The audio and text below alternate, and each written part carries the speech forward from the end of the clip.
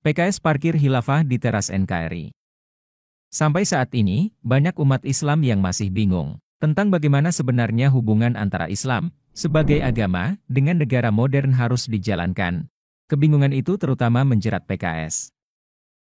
Sejak tahun 1980-an, wacana kebangkitan Islam di negara-negara Timur Tengah dan Iran mempengaruhi pemikiran kalangan muda Muslim Indonesia.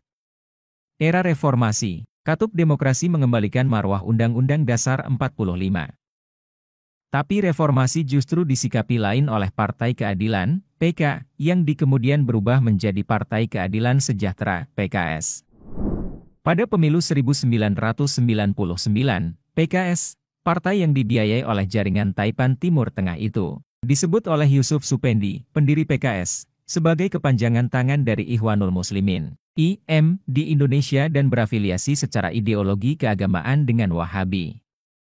Syekh Yusuf Qardawi, cendekiawan besar Islam dan muharrik Ikhwanul Muslimin, mengamini itu.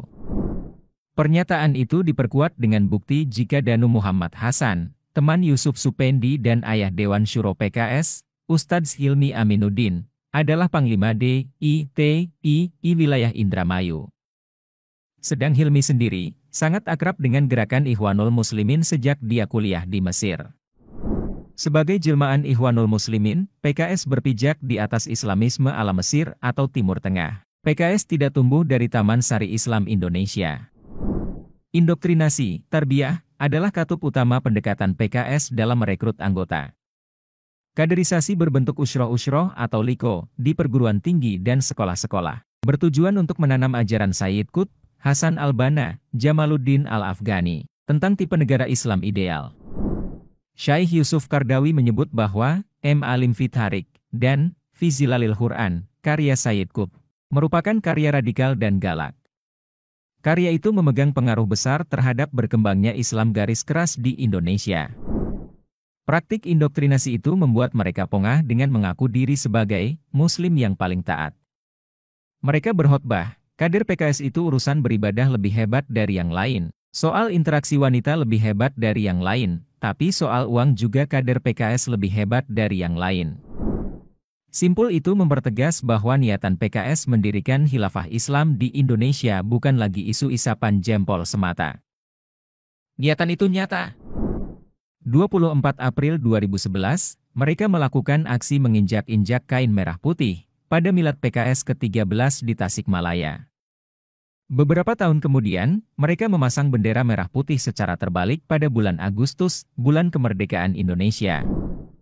Gelagat-gelagat tanam inang khilafah Islam di tubuh negara kemudian nampak di tahun 2013, ketika PKS bersikukuh menolak asas tunggal Pancasila di RUU Ormas, menolak diterbitkannya Perpu Anti-Terorisme dan Radikalisme.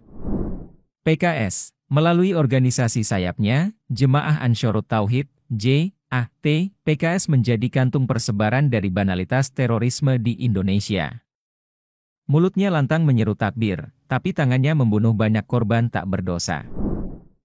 PKS adalah partai yang sangat akrab dengan kelompok radikal. Mereka lantang menolak pembubaran FPI dan HTI dan menjadi pihak yang paling vokal mendukung gerakan 212. Di tahun 2021, PKS tak setuju aturan ASN dilarang berafiliasi dengan HTI FPI. Sebab itu, jargon nasionalis religius yang mereka usung justru mencoreng marwah Islam Indonesia. Islam hancur di tangan PKS.